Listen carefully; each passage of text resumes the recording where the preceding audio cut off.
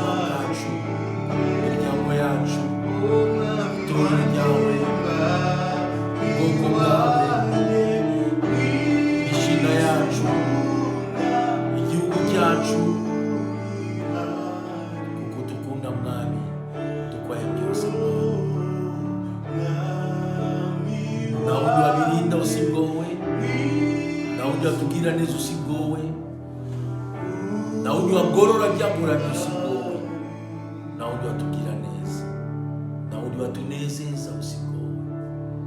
Niyo mpamvu tukwaye byose Mwami. Wowe uca inzira atari inzira, wowe uzana umucyo ari umwijima,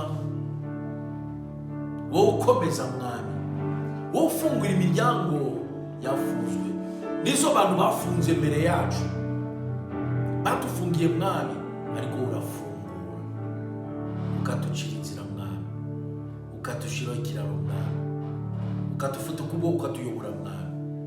Tukwaye icyubahiro cyose, ugira neza Mwami. Izina ryawe ushirwe ejuru, ugaragare useruke uganze mu izina rya Yesu. Amen. Amen. Bushize twari tutangiye igisubizo cy'ubuzima bwacu no gupfa muri Yesu, igisubizo cy'ubuzima bwacu, igisubizo mu buzima bwacu, igisubizo mu miryango yacu, igisubizo mu kazi, igisubizo muri business, igisubizo no gupfa. Mani magambo consecration, kuyegurira Imana. Na kindi gisubizo cyari abantu bo mu isi nabwo gishaka gupfa. Ugasanga abakristo nabwo tugishaka gupfa, turashaka kubaho, turashaka kugaragara, nabwo dushaka gupfa. Nyamara Yesu atubwiye ngo ushaka kumukurikira afate umusaraba aweke azi. Bari bagamo fata umusaraba awuzabambwa, umusaraba mwari mufate gupfa kwawe upfe muri wowe, mu kamere yawe, mu buzima bwawe ukurikiye Yesu. Urifuza umuryango wawe uhinduke, ugomba gupfa. Amina. Twatangiye bushize kandi turakomeza, turashaka kuvuga uwo munsi tukora iki kugira ngo tupfe, niki tugomba gukora. Ariko reka dusome umurongo mu Bibiliya, Yohana 12, Yohana 12 murongo 24-25, Jean chapitre 12 verset 24 à 25. N'umurongo twamenye gusoma, reka tuwusome. Yohana 12 kubera ku murongo wa 24 aravuga ngo nukuri ndababwira yuko iyo akabuto k'ishyaka kataguye hasi ngo gapfe kagumaho konyine, ariko iyo gapfuye kera imbuto nyinshi. Ukunda ubugingo bwe arabubura, ariko uwanga ubugingo bwe muri iyi si azaburinda ageze ku bugingo buhoraho. Amen. Amen. Nukuri ani Yesu nukuri ndababwira yuko iyo akabuto k'ishyaka kataguye hasi ngo gapfe kaguma konyine, ariko iyo kapfuye kera imbuto nyinshi. Iyo akabuto k'ishyaka, iyo wowe nawe umeze nk'imbuto y'ishyaka, nimba urashaka kwera imbuto, urashaka kubona abana bawe bahinduka, urashaka kubona umugabo wareka inzoga, urashaka kubona abana bawe basubira murongo, urashaka kubona abana bawe bakunda amashuri, urashaka kubona ubuzima bwawe bujya mu murongo, urashaka kubona ubuzima bwawe bugororoka, urashaka kubona ibintu bigenda neza, urashaka kubona gakiza mu muryango wawe, urashaka kubona abana bawe bahinduka bakizwa, urashaka kubona umutwaro cyangwa se umufasha wahinduka, urashaka kubona bavandimwe bawe bahinduka, urashaka nawe wenyine mu buzima bwawe wowe kuhinduka, nta kindi. Kuko nimba ugumye ko umeze nta kizahinduka. Ariko iyo upfuye wera imbuto. Imbuto kwera imbuto niki? No kubona impinduka mu muryango wawe, impinduka mu buzima bwawe, impinduka ahantu hose, ukatanga ubuzima. Ukunda ubugingo bwe arabubura. Benshi bakristo uwo munsi nabo dukunda ubugingo bwacu, ntabwo tuzi ko byose dufite tuzabisiga, ntacyo tuzatwara, ariko wanga ubugingo bwe muri isi azaburinda ageze ku bugingo. Wanga ubugingo avuga ngo ubugingo bwanjye nta gaciro bufite. Gaciro ufite no gutanga ubuzima, gaciro ufite no kubona impinduka, gaciro ufite no kubona abantu bahinduka ku ruhande rwanjye. Gaciro ni kahe gaciro ufite?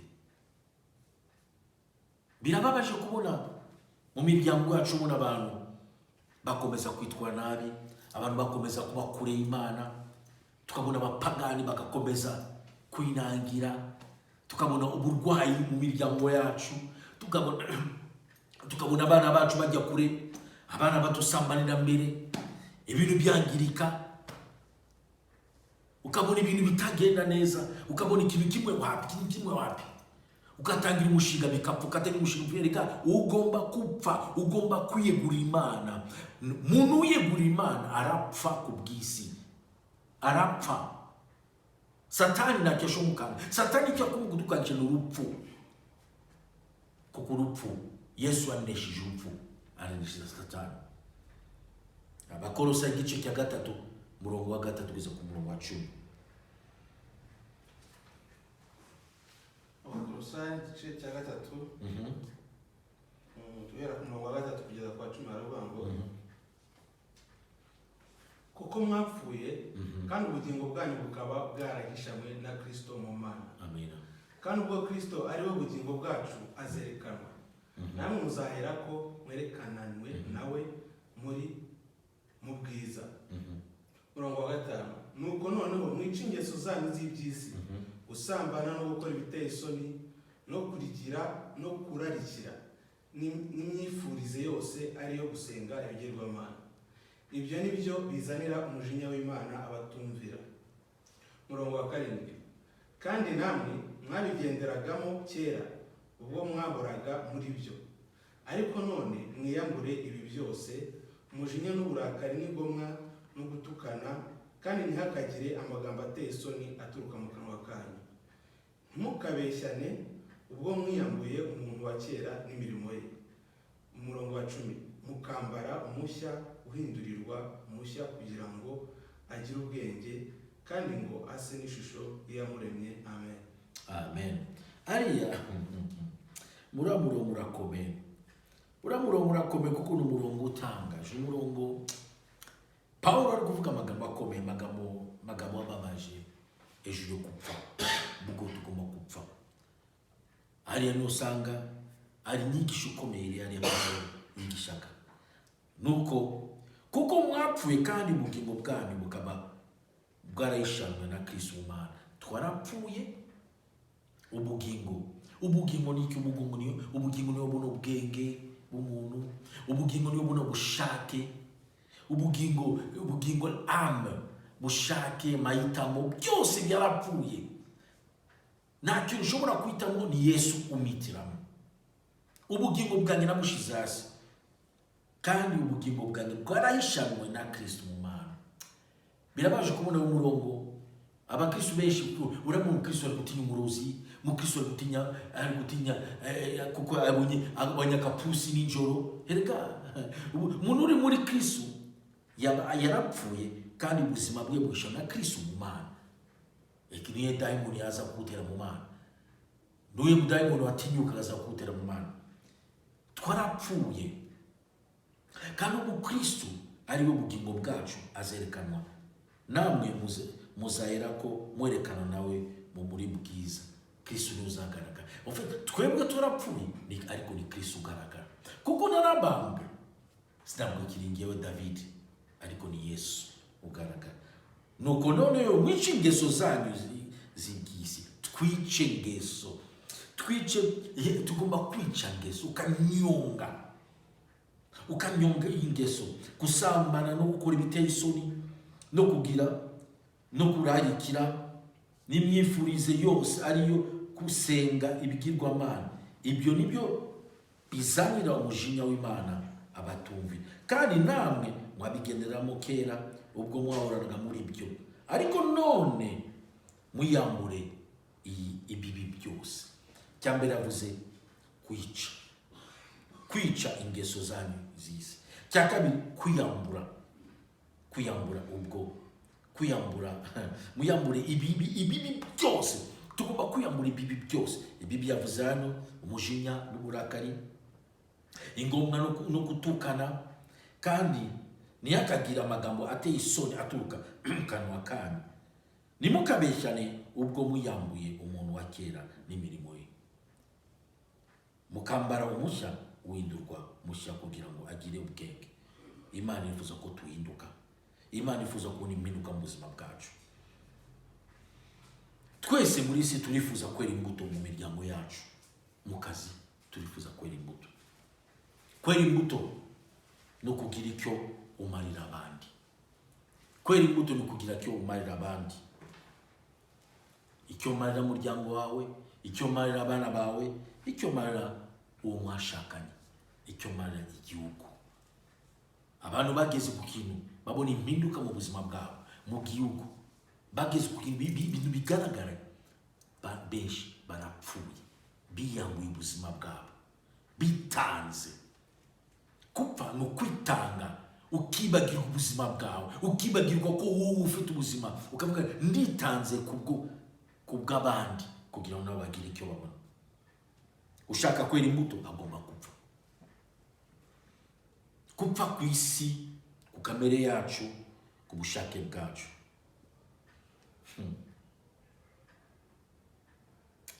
Nimba nta kintu kirahinduka mu buzima bwawe, mu muryango wanyu, nimba nta kirahinduka mu buzima bwawe, mu muryango wanyu, mu rushako rwawe, mu bana bawe, nuko nawemeye gupfa, nuko nakurapfa. Igihe upfuye ndakuraye ibintu birahinduka. Igihe upfuye meme na fiançailles irahinduka. Igihe upfuye n'akazi birahinduka. Igihe upfuye n'ubuzima burahinduka. Igihe upfuye satani na mbaraga ndabusha aravuga ngo uyu nguyu ndamutera apfuye.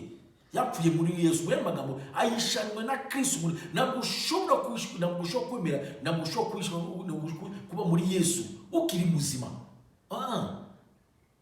Ukiri muzima satani araza akakukanga.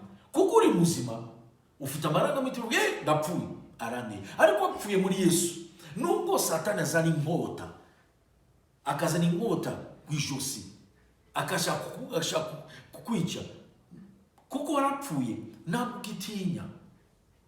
Amarangamutima yawe ari muri Yesu. Ariko benshi satani akazana igitero, tukataka mama we napfuye we, uracyari muzima, emera tupfe.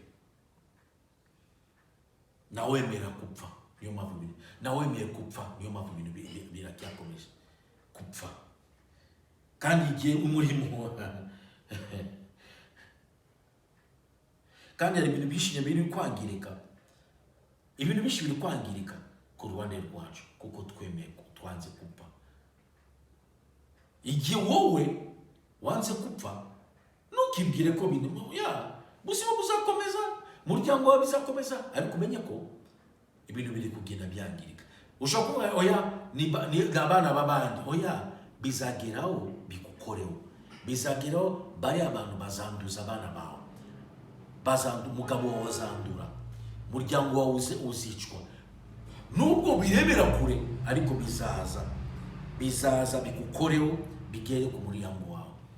Urambaza se kupfa gute pastor? Ndapfa gute? Sishaka gutinda. Reka badusomere Yakobo gice cya 4 murongo wa 1.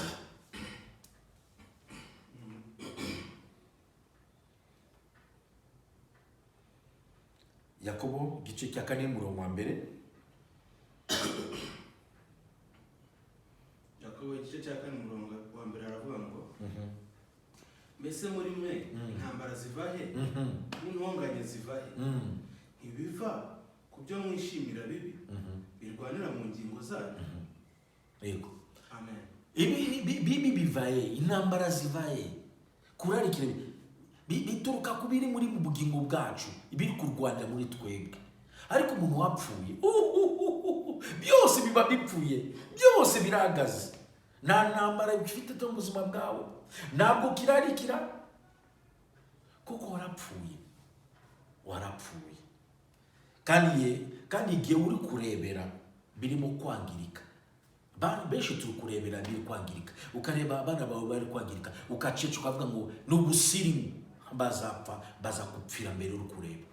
Ukareba umugabo wawe atangiye boroboro agacupa kabyeri kamwe gusa, ngo divayi karo gato, ejo bundi aza kutikura ikofi, asinze. Turi kurebera ibintu biri kwangirika ku ruhande rwacu, ariko tukabona ibisanzwe. Kubera kuko nta muntu wemeye kupfa. Igihe umwe yemeye kupfa, nubwo bintu biri kutangira kwangirika boro ukabirebesha amaso ya, ariko wemeye kupfa, wemeye kwitanga nk'igitambo kizima, arabihagarika.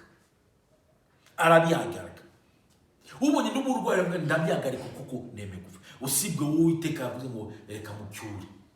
Ariko abantu bakeneye muri iyi minsi, tukeneye abantu bari intwari, bemeye gutanga ubuzima bwabo. Nta kintu mu isi ibintu byose byahindutse mu isi nuko ari umuntu wemeye kwitanga nk'igitambo. Ese wowe wemeye kwitanga nk'igitambo ku muryango wawe? Wemeye kwitanga nk'igitambo kubona impinduka mu kazi kawe, no mu kazi kawe? Urabona ibintu biri kugenda bitameze neza. Inyatsi ukabona ndakiri inyatsi sabuni happy, abari bafite sipiro na shema, ukatangira ikintu nabwo kirangiza, urazenguruka. Ugomba kwemera kupfa kwemera gupfa. Ndabisubiramo, kwemera gupfa. Reka turebe niki tugomba gukora kugira ngo tupfe muri Yesu. Icyambere tugomba gukora kugira ngo tupfe no kwakira Yesu Kristo umwami n'umukiza wacu. Icyambere twabivuze ubushize no kwakira Yesu Kristo umwami n'umukiza wacu. Ukakira Yesu Kristo umwami n'umukiza wawe, akinjira mu buzima. Ntabwo mvuze kumenya Yesu, kumwakira ng'umwami n'umukiza. Igihe yinjiye mu ugafata isenge, ukakora isengesho uvuga, Mana, uyu munsi niyemeje kukwakira nk'umwami n'umukiza. Injira mu buzima bwanjye, hindura ubuzima bwanjye. Urabona ubuzima bwawe buri kugenda bukazamuka, amahane gusa, nta kigenda, nta mahoro ufite. Emera upfe, ndakurahiye. Uzabikora azabona impinduka, azabona umugabo wo guhamya imbaraga z'Uwiteka. Cyambere kwemera gupfa, no kwemera kwakira Yesu Kristo umwami n'umukiza mu buzima bwacu, ukafata icyemezo cyo kureka isi, cyo kwakira Yesu. Cya kabiri, gufata icyemezo cyo kwitandukanya n'isi. Nibyo twavuze, gufata icyemezo cyo kwitandukanya n'isi. Ngo Mana, ngiye mfashe icyemezo kubera kuko nifuza kubona impinduka mu muryango, ari byo nifuza kureka. Nicyo twita kwiyegura Imana, se consacrer, kwishira ku ruhande kubw'Imana. Kishira ku ruhande, sinshaka kwitwara ng'abandi. Nubwo baguseka, nubwo bavuga ariko kubera iki, le consacrer ni consacrer. Consacrer, mise à part, set apart for God. Kwitandukanya n'isi. Ariko abakristo ku isi, isi iraryoshe, ikomeza urye. Ababenshi barayireba, barayisize. Nawe uzayisiga, abandi bazayirya nyuma yawe, bazanezerwa. Ariko niki ushaka kugera mu isi? Twese dufite intego twaje twifuza mu isi. Cya kabiri tuvuze kwefata icyemezo cyo kwitandukanya n'isi. Kwitandukanya n'irari, ibintu byinshi biza mu isi, ukitandukanya. Cya gatatu, kwica ingeso. Tubavuze twabisomye, kwica ingeso z'ibyaha. Kwica ingeso y'ibyaha ari kunyonga icyaha, kutumvira icyaha. Buri muntu agomba kureba niye ingeso afite mu buzima. Ndifuza gutandukana n'izi ngeso. Kwica ingeso. Ariko kubwira, ntabwo ushobora kwemera, nubwo afata icyemezo bizakunanira, utashobozwa n'Uwiteka. Ku bwacu biratunanira, ariko hamwe n'Uwiteka tuzakora imirimo ubutware. Ubonye bikunaniye, watabaza umukozi w'Imana akufasha akusengere kugira iyo ngeso uyireke. Kwica ingeso y'icyaha, ukanyonga. Cya kane, kwambara umuntu mushya n'ingeso ze. Kwambara ingeso z'Imana. Ariya mu kwica ingeso z'ibyaha, shaka kuvuga ikintu kimwe shaka kuba nk'ibanga cyo gupfa muri Yesu, n'amasengesho yo gusenga no kwiriza, jeûne et prière, fast and prayer. Fasting ni ikintu gikomeye. Niyo mpamvu batinya, kuko kamere yacu, umuntu wacu arifuza kurya. Umuntu wa kera, umuntu wa kera, umuntu muzima arahagaze ko ugomba kurya. Yavuga no kwitandukanya n'isi, ukareba frigo, ukareba yebabawe, ndafite imineke, mfite ibiki, ukasakene. Kamere yacu yashaka kwereka. Ariko igihe ufashe icyemezo, mubiri wanjye, nubwo Imana yampaye umubiri, nubwo Imana yifuza gukoresha umubiri, ariko umubiri wanjye ngomba kuwushyira ku ruhande. Kushyira ku ruhande niba ushaka kwitandukanya n'umubiri n'irari ryayo. Abantu byabananiye gusenga, amasengesho kwirizo, ukabura minsi 3 gusera kunanira, n'umunsi umwe gusa. Ukasanga umuntu ararya kuva kwa mbere kugeza ku cyumweru, kuva kwa mbere kugeza 12, ukari muri munsi uri kurya, urarya gusa. Ariko ushobora kwemera ukanyonga igifu, ukanyonga ubuzima bwawe, ukanyonga n'igitanda cyawe, ukaryama hasi. Aricyo ugomba kunyonga kugira ngo ugere kumpinduka mu buzima bwawe n'ubu muryango wawe. Abantu ntabwo gishobora gusenga tene. Ukabaza umuntu ese niwe munsi ufite amasengesho? Nawe usenga gusa umunsi wabonye. Oya, gira umunsi wo gusenga no kwiriza. Igihe bafashe iminsi 40 senga. Iminsi 40 batwase bafungura nimugoroba, bamwe mu cyayi, bamwe bararya nimugoroba saa 12. Biragoye. ariko sanga umuntu bigeze saa kenda imitsi yose irahagaze, umutwe utangiye gutera, utangiye kumvira imitsi, utangiye kumvira mu nda, baba we ndashonje, ukatangira kumvira, utega amatwi yawe, inda yawe, ntacyo uzageraho mu buzima bwawe, ntabwo uzabona impinduka mu buzima bwawe, n'akazi kawe ntabwo uzatera imbere, uzahora uzenguruka, ugashora amafaranga, ukahomba, ugashora ibintu. Birasaba ko uhaguruka, haguruka amasengesho. Niko bivuga n'umujinya, kuko birambabaje kubona umuntu wanyegera ngo pastor niko senga haguruka, mugira inama. Uburwayi ufite utasenze nabwiragena n'abana bawe uzabona bari gupfa. Abantu ntabwo gishaka kwitanga nk'igitambo, nubwo bishushe igitambo bagishyira ku gicaniro sur l'autel. Ari hotel ni kibase sibacana umuriro, birashushe, nawe birashushe, inzara irashuha, izuba ariko navuga ukareba inzara, ugomba kuryama hasi arakonje, ryama. Sacrifice uko bigomba, nubwo akonje ndaryama hasi kugeza aho mbona iminuka. Gihe kimwe umubyeyi yanjye mu mwuka, Daddy Joshua Masasu yaryamaga hasi, ni kureba umugabo ari kuryama hasi mu cyumba igihe kirekire, kandi afite matera nziza yaguze, afite n'igitanda, namwegera nabwo ariko Daddy kubera kuryama hasi, arambwira ndi gusenga, ndifuza amani mba mudamu, kandi yaramubonye. Ntacyo uzageraho, ndabisubiramo, utanyonze, utemere gupfa. Urabona ubuzima bwawe, komeza urebere, komeza wiyemere nta kibazo, bizakugeraho boro bizageraho, byangiza ubuzima bwawe.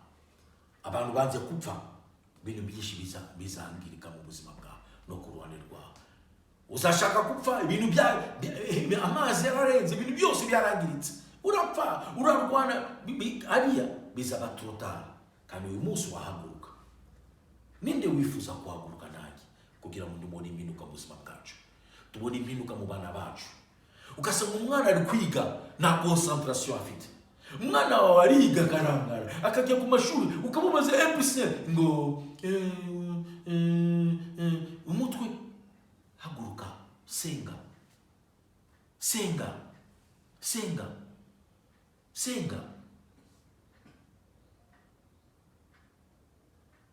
Reka tusenge, ndashaka dusenga mukanya. Imana idushoboze gupfa. Ni icyemezo ufata, ntukibwire ko umunsi wa mbere ushobora gufata icyemezo bikakunanira. Nturambiranye, komeza. C'est pas parce que le premier jour tu as pris une décision de déjeuner birachique, tu n'as pas pu, que tu vas abandonner. Continue jusqu'à ce que tu vas réussir. Even though you fail the first day, continue until you do it. Abakora misi 7 Imana ibamugisha, misi 3 ninde ari biologie bavuga ngo misi 4 utari barapfa. Bongo bila byose mu teori science arimo na satani awumekera abantu kugira ngo abuze abantu kuvata nk'itambo. Misi 7 masengesho umuntu arayikora, akakora akayirangiza.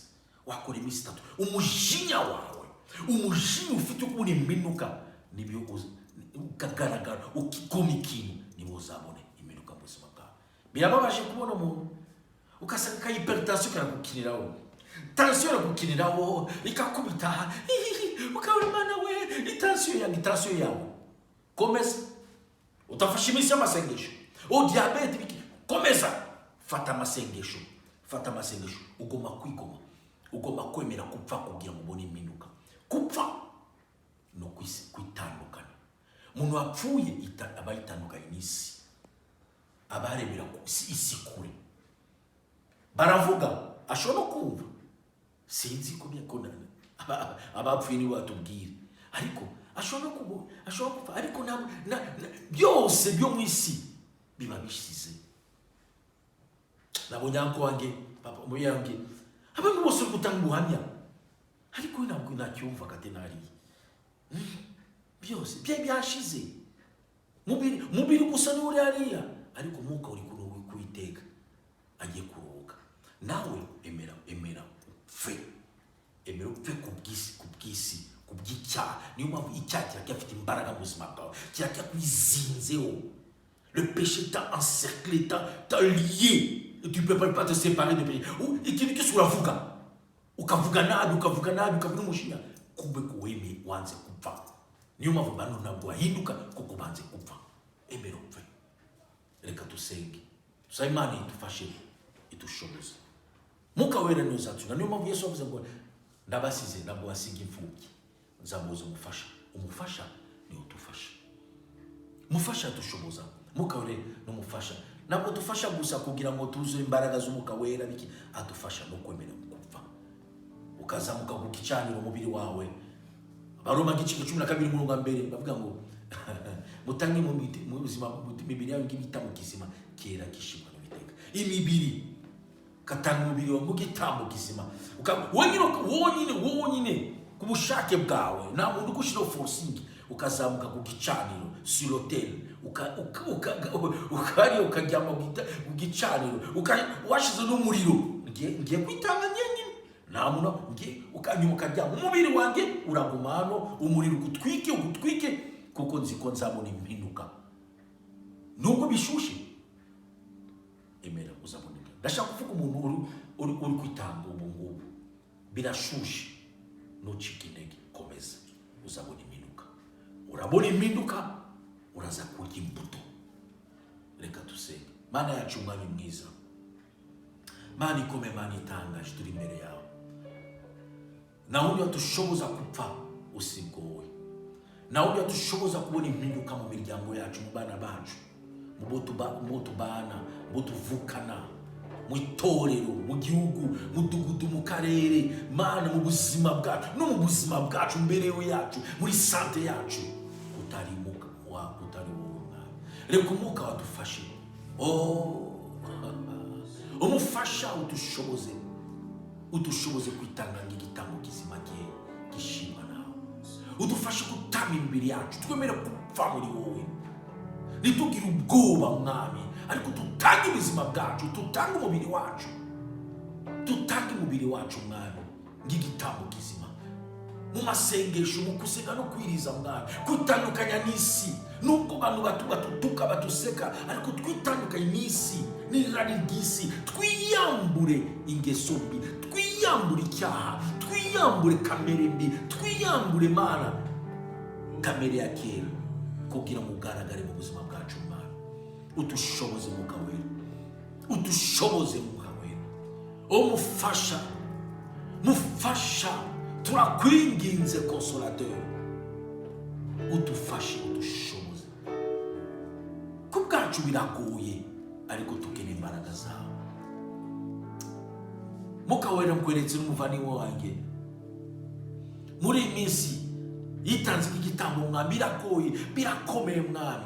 Umushobozi nabivuyemo Mwami, umushobozi akomeze atitiriza ashaka amaso yawe, akomeze kwitanga igitambo Mwami, kuko yerezo ibintu Mwami iri hafi, kuko Mana gusubizwa kwe kuri hafi Mwami.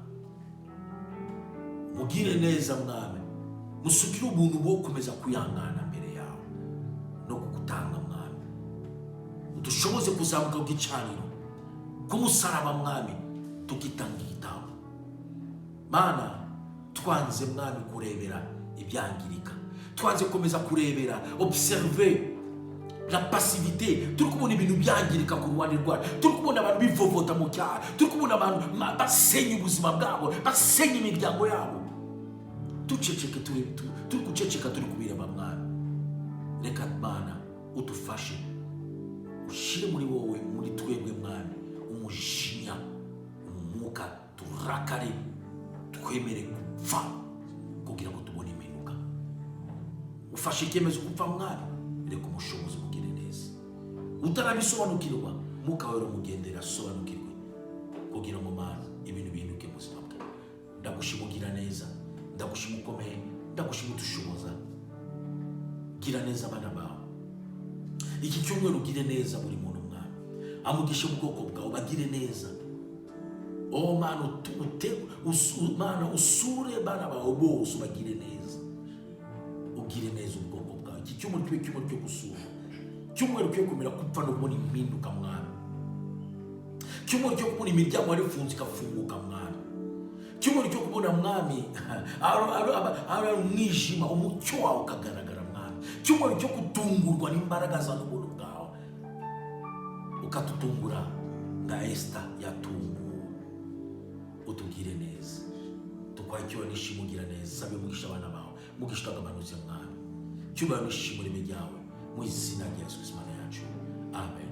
Imana ibahe umugisha, mugire umusigano n'amahoro w'Uwiteka, kandi mugire icyumweru cyiza mu izina rya Yesu, amen.